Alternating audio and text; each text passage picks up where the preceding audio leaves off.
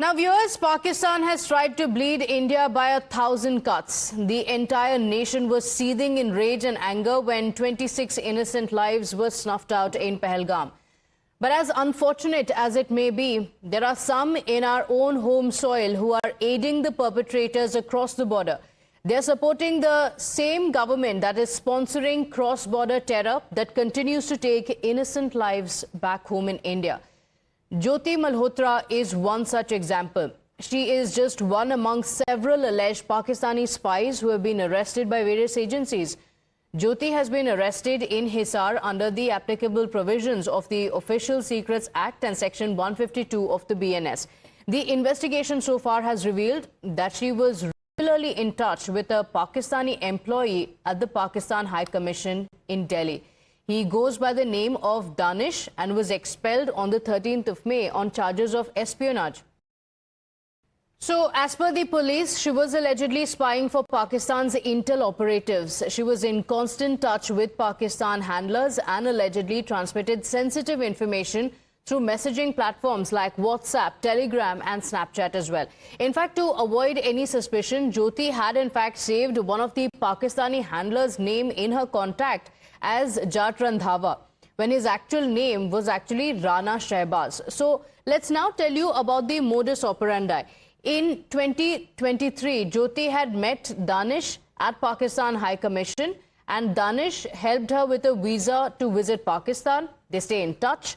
Then Jyoti visits Pakistan twice in 2 years, and looking at her videos, one would feel Jyoti is like any other content creators and influencers and is making these videos showcasing her travel experiences.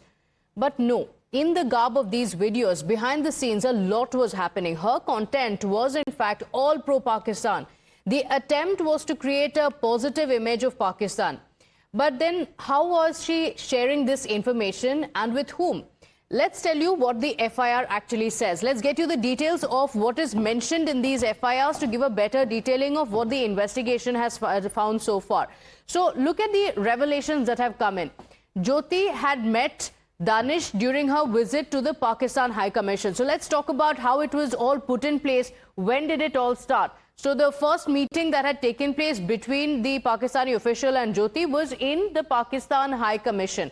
Now, Jyoti had exchanged numbers with this man identified as Danish. And remember, this is the same man who was made persona non grata by India, official from Pakistan, who against whom action was taken because he was spying against India. So they both were in touch, and Jyoti met security and intel officials as well during her Pakistani visit. Now, if you thought until here that it was just a meeting, there was nothing more to it, she actually met security and intel officials as well during her Pakistani visit, all of which was aided by Danish, who was working in the Pakistan High Commission. She was in touch with the Pakistani officials via WhatsApp as well as Telegram as well. Remember, Telegram is also one of the apps that is used. It is very difficult for the officials to also look at these chats, which is why WhatsApp and Telegram was used as well. And Jyoti had passed on this sensitive information to the Pakistani officials. So all information from the country, sensitive information being handed over to the Pakistani officials.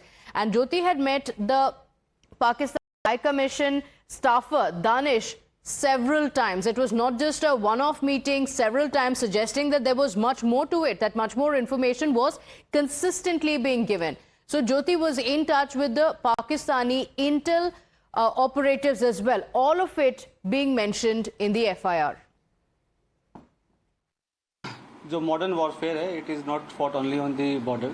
तो एक नया जो मॉडर्स operandi जो ammo हमें पता चला है कि जो पीआईओस हैं वो कुछ सोशल मीडिया इन्फ्लुएंसर्स को रिक्रूट करने की कोशिश कर रहे हैं, और जहाँ पे वो अपने सॉफ्ट पेडलिंग और सॉफ्ट पावर पुश के थ्रू अपने नैरेटिव चलाने की कोशिश कर रहे हैं. तो उसी क्रम में ये हमें सेंट्रल एजेंसी से इनपुट मिला था, उस पर हमने काम किया. तो ज्योति मल्होत्रा जो कि रेजिडेंट है हिसार की, उसको हमने अरेस्ट किया. तो she was in touch with PIOs and she had also visited Pakistan multiple times, और she has also visited once, और उसे हमने परसों अरेस्ट किया है. और उसकी हमने अभी 5 दिन के पुलिस रिमांड पे लिया. गाँव हमले के पहले बिल्कुल गई थी, उसके पहले वो मतलब उसके आसपास वो पाकिस्तान भी गई थी, तो इसमें आपस में क्या लिंकेजेस हैं वो हम स्टैब्लिश कर रहे हैं.